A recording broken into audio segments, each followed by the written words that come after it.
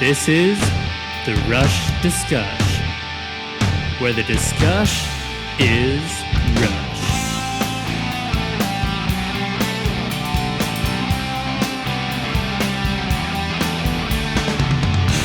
All right, welcome everybody to another special episode of the Rush Discuss.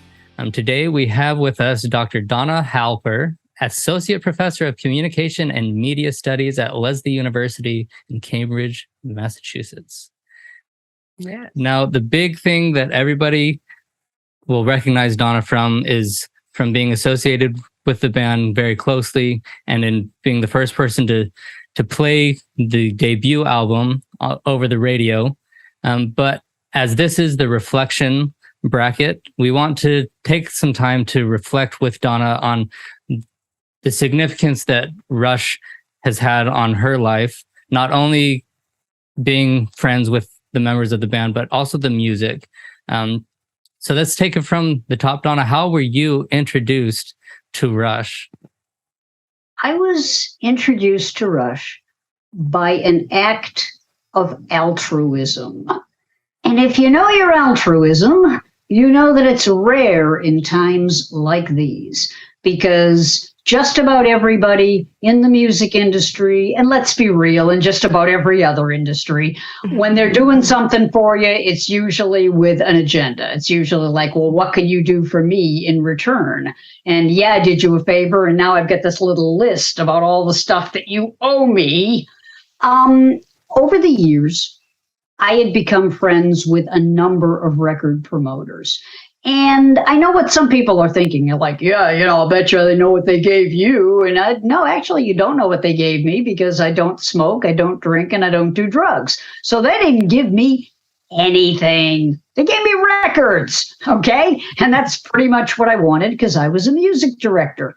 But I also became friends with some of them. They were puzzled by me, because, like I said, they were used to very transactional relationships where it was like, hey, we're bringing the weed, or we're bringing the coke, or whatever. And in my case, it was like, but are you bringing the brownies and ice cream? Because like, let's go get some brownies and ice cream. And that was kind of new for some of them. But I made friends over the years with a number of record promoters, some of whom I'm still in touch with. And I got a reputation over the years for playing Canadian bands. And this all started in college, okay? Because in college, we were still, of course, back then, you're talking the 60s and 70s, we're still doing vinyl records, okay? And imports were a big deal. There's no downloading of whatever, because there's no internet.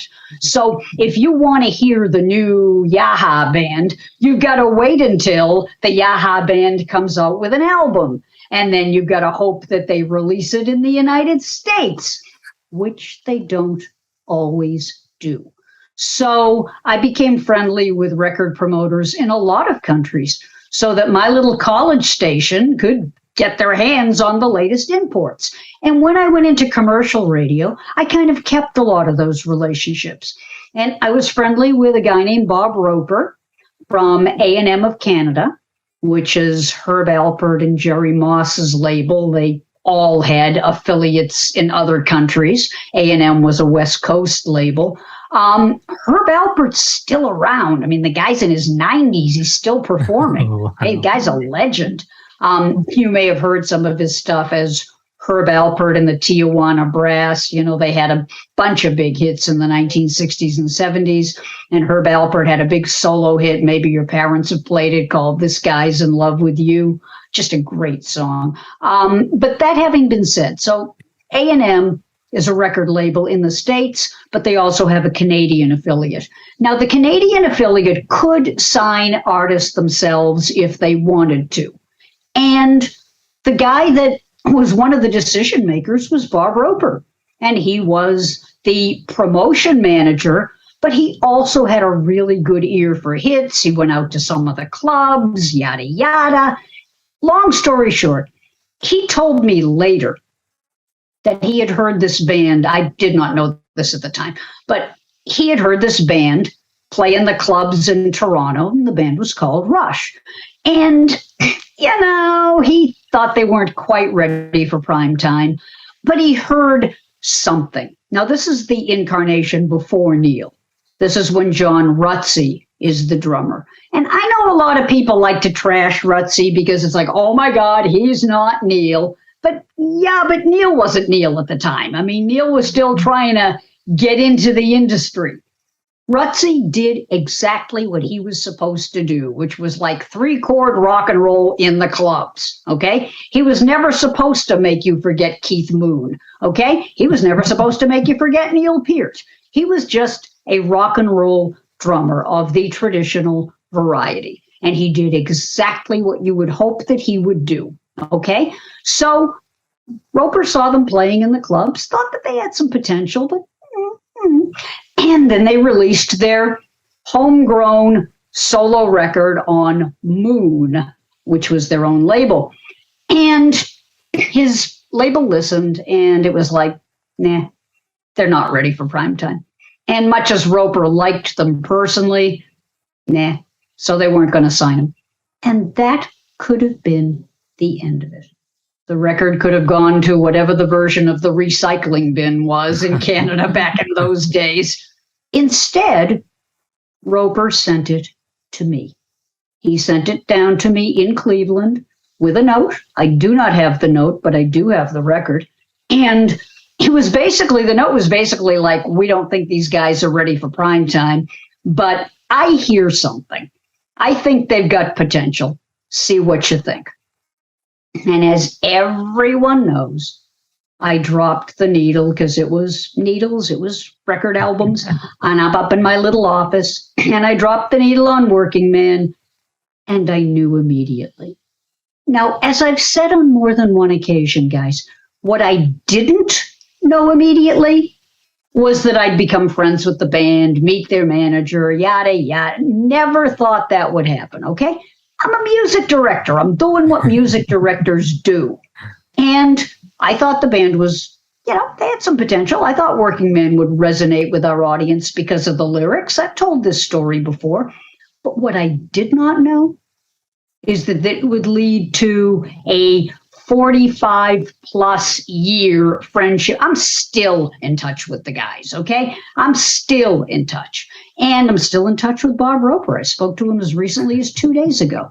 So my point is, what started off as just a guy doing the right thing, believing in a band and sending the record on to me because he knew I had good ears and he knew, that I would give them a fair chance. And I didn't care where they came from. I didn't care that they were Canadian or British or Chinese or whatever. I was just looking for something that I thought would sound good for my audience. And that's what a music director was supposed to do. So I did my job. I'm very glad it turned out as well as it did. But you know what? If it hadn't, no regrets. I cannot tell you how many times over the years I played a record and the public was like, yawn, okay? And at other times I put a record on and I'm thinking to myself, ew, this is awful, but somebody's going to like it. And the thing went on to sell 10 million records. There's no predicting. So in the end, it was just about ethics for me. And it was just about what I thought my audience would like. Cleveland back then, factory town. Well, I get up at 7, and go to work at 9. Got no time for a living. Yes, I'm working all the time.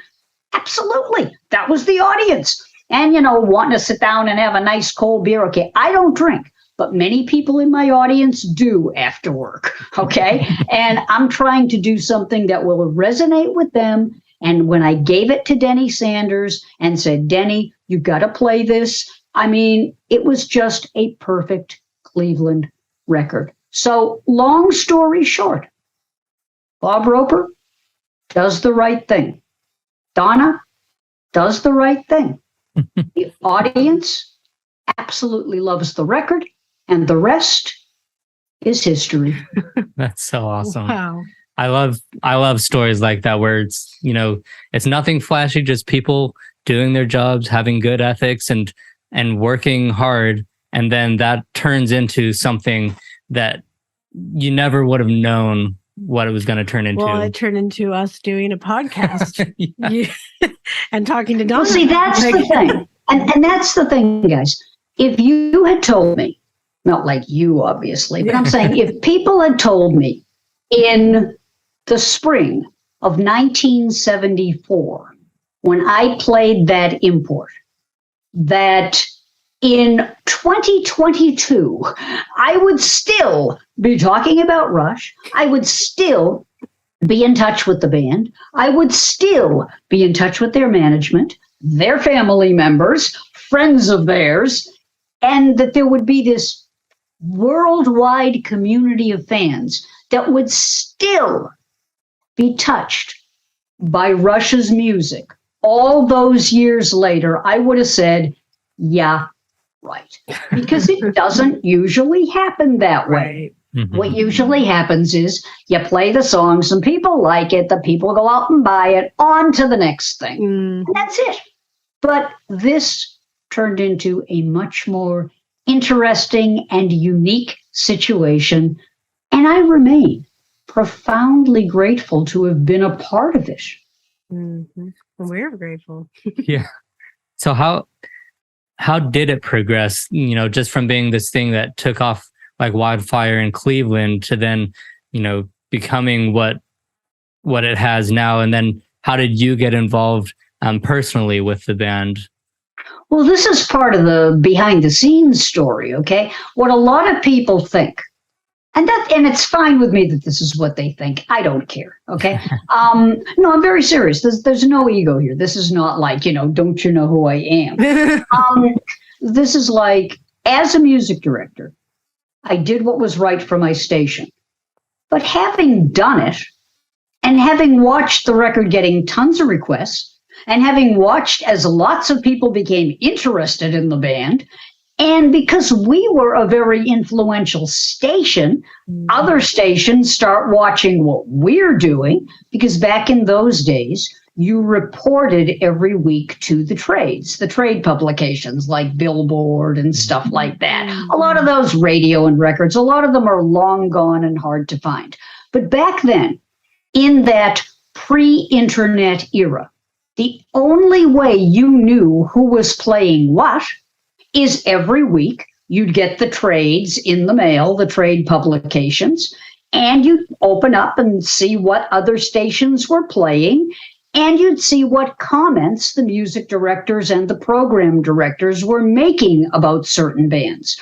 So I'm reading, in some publication that like, this particular band is doing really well for us. So I'll go into my bin and see if we ever got that band. Anybody ever send that to us? Oh, they never did. So I'm on the phone to the record company. Is there a reason you never sent that to me? I think it's doing really well in Pittsburgh. How come I don't have it? That kind of thing. And conversely, radio stations are starting to call up their local people like, what is this Rush that's playing? Is this Mahogany Rush? I mean, what is this Rush that's playing in Cleveland that Donna Halper is playing? What's up with that? Okay, like how come we don't have it? Well, it hasn't been released in the United States. Well, why not? Okay.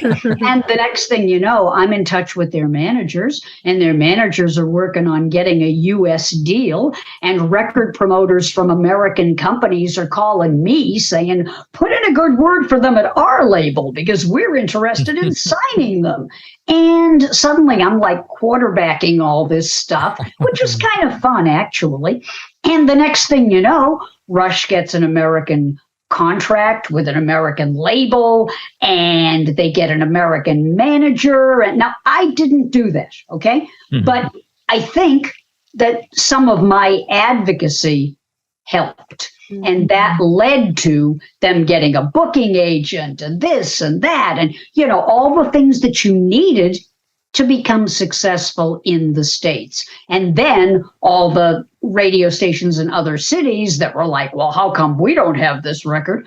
By August of 1974, that record is available. And you've probably seen the famous picture of me holding the record. And, there's the record promoter, and there's John Gorman, my boss, and a couple of the DJs from MMS, and a very young Getty, and a very young Alex, and a very young Neil, who has just joined the band. and they all look really unhappy. And it's not that they're unhappy, they're exhausted. Okay, they're out on the road constantly. They've never really done anything like this before. And suddenly, there they are. And I think they were almost kind of like shell shocked. They couldn't believe that they're going to be in Billboard magazine all of a sudden, So, oh my God, we're in radio and records? Really? That kind of thing. So yeah, it's kind of an interesting scenario, and I still have the picture. That is awesome. That's so cool. I can't even imagine what that would have been like to be the boys at that age. Yeah. Obviously so passionate about the music they're making, but never thinking that they were going to get that far that quickly. But I mean, it must have also felt rewarding because of how hard they worked. And I mean, just from the get-go, being that hardworking and setting up such a great foundation to continue to be that hardworking. But they were, in fact, working men, Yeah. They were both working men and family men. Okay. Now I have on my screen a picture of the original, the summer of 1974, the Billboard magazine, the photo and this and that. But long story short, I spent a couple of years advocating for the band and getting people to play them and encouraging people to give them a try and so on and so on. But you know what? There were entire parts of the country where Rush did not get played at all. In fact, in Boston, my hometown, nobody would play them. Nobody would play them. They didn't start playing them till the 80s. Okay. But there were people that just resisted playing Rush. I mean, I'm not super surprised because I feel like a lot of people, it's a slow burn of getting into the band. Either you love them immediately and you're hooked, or it's a very slow burn of oh, okay, yeah, I can see this. Yeah. But when Rutsy left the band because of his health, and I will say one more time, anybody that puts online that Rutsy had a problem with drugs, shame on you. You are a liar. Okay. John Rutsy had serious diabetes. He was a kid. He wasn't taking care of it. But in fairness to him, even if he had taken care of it, today it's a lot easier to take care of diabetes. You do the little finger stick, this, that. Back in those days, if you had a really serious case of it, you were in the hospital half the time, which as a rock and roll musician out on the road, not practical. Great. Staying around Toronto, no worries. But going out on the road, nope. And the guys knew they needed someone who could write lyrics, and they also needed somebody who was going to be able to do that whole rock and roll lifestyle. And it wasn't Rutsy. And that's unfortunate. And God rest his soul. If there is a heaven, I hope he's playing the drums up there, because we would not have Rush where it ended up if it weren't for the foundation that Rutsy laid. And the guys really felt bad about the situation. They really did. Right. I mean, it was one of those, you play the cards you're dealt situations, and the cards for poor Rutsy were not good cards. But he played them as best he could, and then it led to Neil, and the rest after that. But they didn't forget him. They did not forget him, and I don't forget him either. That's awesome. So now, what was it like progressing with the band, so to speak? Being not just a casual listener, but someone who was, deciding what to put on the radio and having new Rush come out and just experiencing the progression of their sound in real time. Well, first of all, for a while, I was with their record label. Okay. In 1975, I left WMMS, where I was brutally underpaid. I never got equal pay, let's be honest. Okay. The industry back then, the guy that had my job before me, he made an awful lot more money than I did. And it wasn't because he had more experience. I mean, I love, I'm not going to say a bad thing about any of the people I worked with, but I will say the women at the station were paid less than the men. Okay.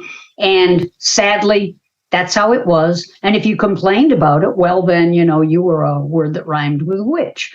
And you were just like not a team player. And sexual harassment was part of the industry too. And you weren't supposed to complain about that either. In fact, when people talk to me about the good old days, it makes my head hurt. Okay, like good old days for whom exactly? Yeah. On the other hand, I'm a working class kid from Dorchester, Massachusetts. Okay, I was never supposed to be anything. I was never supposed to get out of my neighborhood.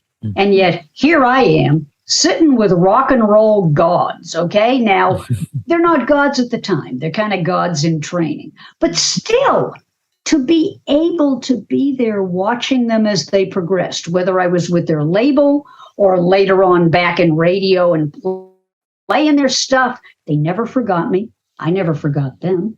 They always invited me to their concerts, whatever city they were in, whatever city I was in. And so I got to watch some albums I liked, other albums, not so much, but it doesn't matter. They were my friends. And it was just so cool to go from being a big sister with 3 kids who had never been out of Toronto before, okay? I mean, yeah, they'd been across the border a couple of times, but you know what I'm saying. I mean, to be out there doing, gigs in front of lots of cheering fans and so on and so on.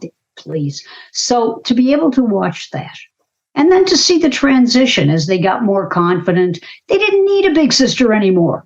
They also didn't need me to run interference for them.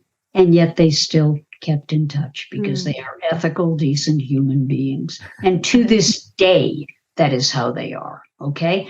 So, yeah, I was able to watch their music go off on various tangents. Some of them I kind of sat around like, I don't know. Others, it was like, oh my God, I love this stuff. But here again, thinking like a music director, I was more thinking in terms of the fans are going to love this. Yeah. The fans are going to think this is amazing because they're building a worldwide community of fans. Mm-hmm. And that was exciting. But no kidding. Here I sit today, 75 years old, still young and cute. Most people don't take me for 75, but here I am. And it is so cool that I, just your basic working class kid from a working class neighborhood, was able to go on, get a PhD, have a 30, 40, 45-year career in broadcasting, meet all kinds of famous people. People underestimated me for years, partially because I was female, partially because of the neighborhood I came from, partially because those were just the times. And it has been such an amazing ride. Like the Grateful Dead said, lately it occurs to me what a long, strange trip it's been. And it really has been to be able to start off just playing one record and see it end up changing the lives of so many people.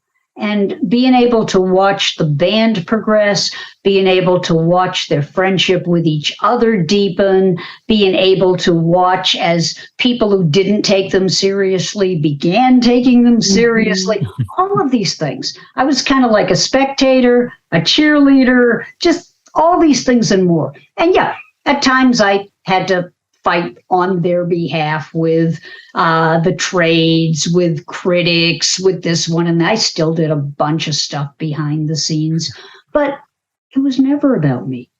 It was always about what can I do to help my friends? Because they were there for me. They never forgot me, and I've never forgotten them. That's wonderful. Really cool. I don't know if that's answering your question or if I'm just babbling endlessly.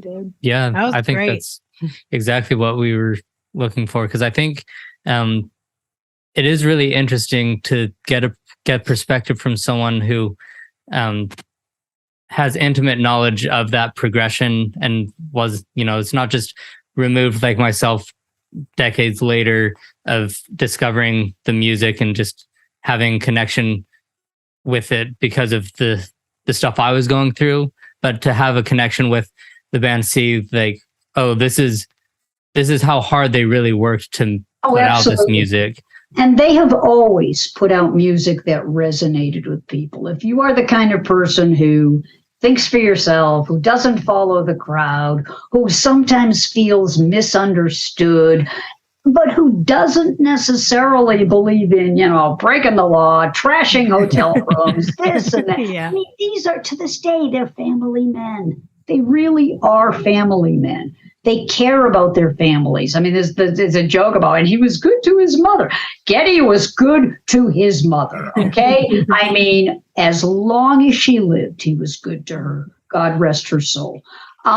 These are people who took friendship seriously, who took loyalty seriously. Their road crew was people who, in many cases, the previous generation had been part of their road crew, and when that generation retired, their kids were in the road crew. Awesome. That sort of thing. They never forgot, ever. And if I can say something to folks that are young that are watching this, you do not have to sell out to be successful. If there's one message that Rush put forward that I think is an important message, no matter who you are, okay? You can be yourself. You can be true to your ethics, okay? I said earlier, I never got into the rock and roll lifestyle. I love the music. I never was into the lifestyle. That was fine with Rush. They didn't care that I didn't smoke or drink or do drugs. They couldn't have cared less. Okay, whenever I came backstage, they always made sure they had fruit for me and, stuff for you, coffee and juice. And it was never a problem, okay? The same thing with religion. They were famously non-religious. I'm a former chaplain. You can't see it because it's off camera, but my Bible is right down here, okay? I mean, I read the Bible on a pretty regular basis. Now, am I religious? I'll let you decide. But it's a very important part of my life, and they knew that, and they were fine with it. I didn't try to impose my beliefs on them. They didn't try to impose their beliefs on me. It was all about respect. And they respected who I was and what I did. Like when I was getting my PhD and I was talking to Neil about it, and he was, joking about what do you need a PhD for? But it was a joke. He understood why it mattered to me. Yeah. He understood why I wanted to get one.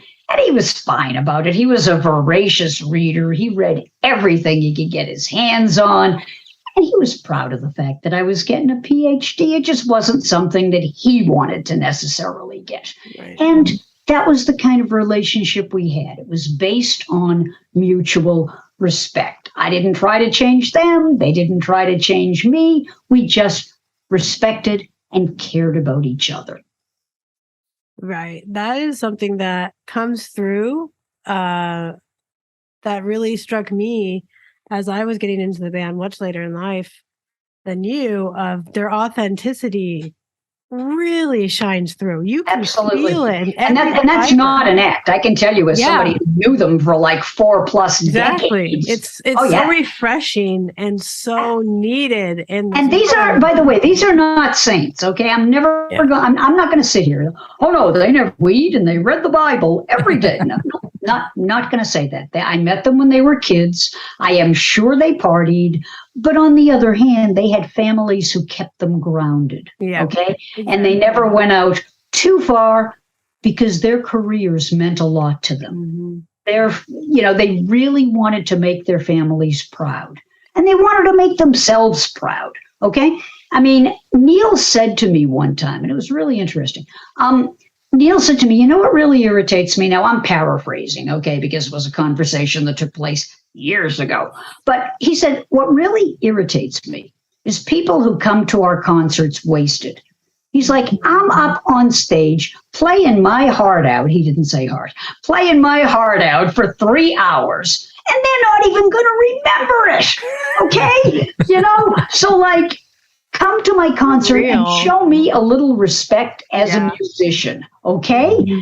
And I'm like, I totally resonated with that. Yeah. Because Neil was the kind of drummer, God rest his soul. Neil was the kind of drummer who had great respect for his instrument, okay? He studied with the best, okay? He went and he learned from jazz drummers. He watched other rock drummers. Other rock drummers watched him. I mean, it wasn't just a matter of getting up there and pounding away. He really had deep respect for the instrument that he played. And the same for Alex and the same for Geddy. These were not just guys that like were going through the motions. They were putting their heart and soul into it, and it showed. Okay? And that respect was something that really mattered to them. They wanted respect, not necessarily from the Rock and Roll Hall of Fame, although that was nice, finally, but they wanted the respect of their peers and they wanted the respect of their families. And I think they got it. Oh, yeah. Certainly got it from the fans, I'll tell you that much. Right. Yeah, like I remember they were my first concert period, but my first concert was their R30 concert in Southern California. And gosh, that just seeing that level of musicianship on stage and their professionalism while also still having a great time has always stuck with me. Of like, I just took for granted, oh, of course, this is what a performer would do. And then, of course, as I get older and realize that not everybody holds themselves to that sort of standard, it just became a standard to me as also a musician to not settle for mediocrity, Absolutely. to always and push. You know what else is cool about Rush? We were talking before, for those that want a little inside baseball, what normally happens when you go on any webcast or podcast or anything else cast is usually the host kibitzes with the guest a little bit just to, find out a few things that maybe they didn't know and this and that. And we found out a few interesting things about each other's lives, and that's all very nice. But it just made me think, there are Rush fans who are every religion and no religion.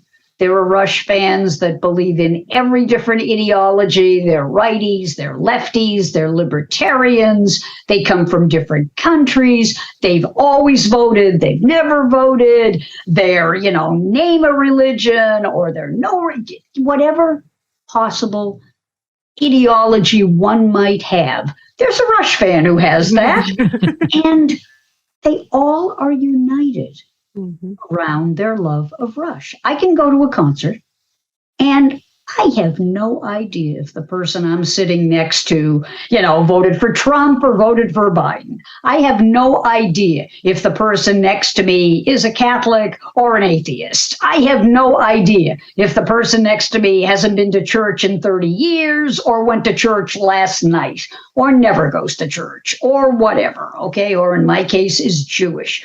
The reality is Rush draw from such a wide range of people, all of whom resonate with their message of thinking for yourself and living an ethical life. Now, where are you going to find a rock band that does that for people? Right. Well, you don't have any songs from Rush about, hey, let's party. No, not because they never partied, but because that's not how they felt their music should be used. They wanted to make people think, they wanted to make people feel understood and heard, and they wanted to be the embodiment of ethics in an unethical world. And they present truth. And everybody that is a fan that is so diverse sees that truth. They recognize that that is truth. Absolutely. And there is no echo chamber with Rush fans of bouncing on. And you got to think about Rush's lyrics. You got to think about those lyrics, because there are people that say to me, oh, Rush are anti-religion. I'm like, not in the least. Have you listened to them? That's my point. But that's exactly my point. It's like, no. You find me a verse in any Rush song where they tell you how to think. No, that's the entire point of their make up your own mind. If you choose not to decide, you still have made a choice. His mind is not for rent to any god or government. He's not saying anything bad about God. He's saying, don't rent out your mind. Don't rent it out to Biden. Don't rent it out to Trump. Don't rent it out to your church. Don't rent it out to the clergy. think for yourself. If you choose to become a member of X, then fine, do it because that was your free will choice to do so, and use it for good and use it for ethics.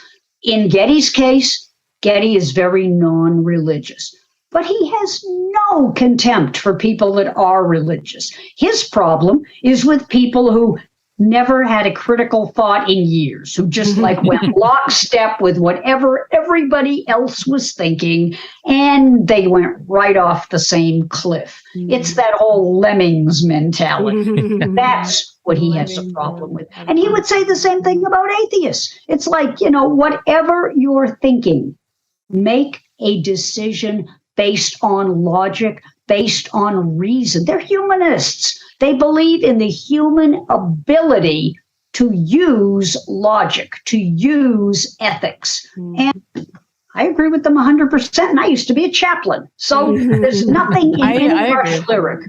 Yeah, there's nothing in any Rush lyric that I can see that tells you, boy, if you believe in religion, there's something wrong with you. Nope, not what they're saying at all. Mm-hmm. On the other hand, they are not saying you must believe in religion, that there is a truth and we have it. Nope, not saying that either. And that's what's so cool about their lyrics. They are for everyone who has been told, boy, what you're thinking is the wrong thing. The way you're acting is the wrong way. And you shouldn't do this. And you shouldn't be that. And they're standing up and saying, be yourself. Be true to yourself. Be true to your ethics. Don't let your record company pull you in a certain direction. Don't let the crowd, the masses. You decide how you're going to let your light shine in the world, okay? And that is what really is important above all. Mm-hmm. I agree. Am I making any sense at all, or am I just... Oh, yeah, of course. That's, it really re-echoes a lot of the same feelings that I have about them and about their lyrics. And it's always a shame for me to go online in various Rush forums or just hearing people talk about Rush, and they always say, like, there will be those people who always say that their lyrics, they just can never get past their lyrics because they're too cringy or they're too pretentious or they're too like. Who can complain about the measure of a life is a measure of love and respect. The treasure of a life is a measure of love and respect. And I say this band has left us with so much that is worthy of love and respect. Right. 100%. Love that. Yeah. And I think The Garden is one of the best songs that's been written in a very long time. Oh, but that's just my opinion. I think most people would agree with that. That's a song that I think really just can bridge almost any gap, like any style of music someone likes, even if that's the only Rush song that they like, that can just heal a lot in this world. So, anything else I can do for you? I think you pretty much hit everything that we were looking for, because as we've told our listeners throughout this bracket, that we really want to take this time to reflect on how much this band means to us and why it means so much. And I think you've perfectly encapsulated all of that. Yeah. So thank you so much for your time, and thank you so much for all the good that you do in the world. Oh, it's a privilege. It's a privilege, okay? I mean, I am just happy to be a small part of their success. And if I have done anything to help bring people together or to help more people be exposed to this wonderful band through the webcasts that I do and through some of the other stuff that I've been up to over the years, it's my pleasure. But they're the ones that did all the great songs. I'm just, and I'm not trying to be falsely humble here. I mean, I was in the right place at the right time, and I did the right thing. And that should be on all of our tombstones. I was in the right place at the right time, and I did the right thing. Yes. So if I have to wish anybody anything, I wish you love, I wish you health, and I wish you the space of ethics. because the most important thing we can do, particularly in an angry world where people are going on social media and trashing each other for the slightest reason, the most important thing you can do is bring more ethics, bring more of an ability to do the right thing. And what is more of the right thing than creating compassion, courtesy, kindness, and even in disagreement, respect? I've had many conversations with the guys over the years. We haven't always agreed. I'd be lying if I said we did. But that's to be understood. These are people who are different from me. I'm different from them. But we've always respected each other. And for me, that's what's missing, okay? I run into so many people where it's like, oh, you don't agree with me on X? Well, I'm not talking to you. God, and you call yourself a Rush fan, really? Okay, so it's kind of like, oh, and you say you read the Bible, so you kind of like missed out on the parts about love your neighbor and welcome the stranger. And okay, so that wasn't in your Bible. Okay, so I think that there are some people who are even trying to make Rush lyrics conform to what they believe rather than what the band was trying to say. And no kidding, I think there is a through line to all Rush music. And that really is, don't be ashamed to think for yourself. But if you think for yourself, that doesn't mean you have to negate everybody else in the room. I run into so many people that are like, well, I've got the truth and therefore you're wrong. And I'm like, well, that may be true. We may have different ways of looking at this. But can't we find some common ground? Can't we find something that we can all agree on? And in Neil's case, the thing that he agreed on is that there is still a ghost of a chance that we can find love and make it last. There you are. Even at the worst, even at the most difficult times, there is a ghost of a chance that we can find love. Notice how he says find love, because when people think of Neil, they don't think of a romantic. Neil says in a bunch of songs that he wants to believe in love. He doesn't necessarily believe in religion or scripture or magic or all this other stuff, but he does believe that there is love. And he does believe that you can find love. And there are many kinds of love: friendship, family, even neighborliness, okay? And yeah, sure, romantic love. But the bottom line is, even if it seems like it's hopeless, even if all there is a ghost of a chance, it's still worth it. It's still worth it. Neil never gave up, even as depressed as he was about losing his wife, losing his daughter, even a year of depression. Music helped him back. Music and the love of his bandmates and the love of the people in his orbit who cared deeply about him.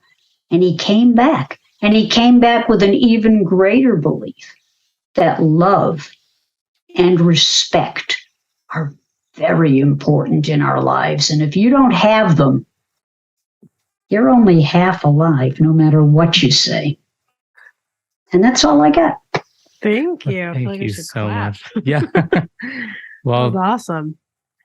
100% to everything that Donna just said. And thank you for spending your time with us, and go out and do something nice for somebody else. And That's the bottom line. But there it is. Okay, like do a mitzvah every day. And you do not have to be Jewish to do a mitzvah. A mitzvah is badly translated as a good deed, but it really means a positive action that makes the world better in some way. If you create a little kindness, if you create a little compassion, a little courtesy, and if you introduce people to Rush, you've done a mitzvah. And in the end, that's what matters most, because music can heal. And there's a lot of great lyrics in Rush songs that are very healing. A lot of people think of Rush as just metal band, thinking person's metal band. Okay. And if you are a thinking person, you're my kind of person, whether we agree on every issue or not. Much love to you. As we are recording this, it is the end of the 10 days of repentance, which is a time of introspection and a time of asking for forgiveness, a time when you go around to people that you have wronged or that you're afraid that you have wronged, and you ask them to forgive you.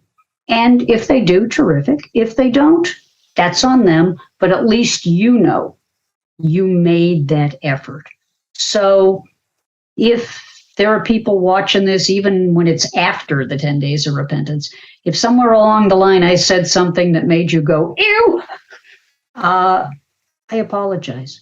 I don't apologize for what I believe, but I apologize if I upset folks or made them uncomfortable or whatever. That's never my intention. It happens sometimes. And if I did that, I am sorry.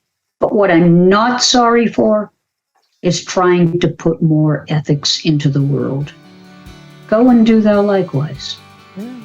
And go listen to Rush. Thank you so much, Donna. And we look forward to having you on the show some other time. Thank you for your kindness.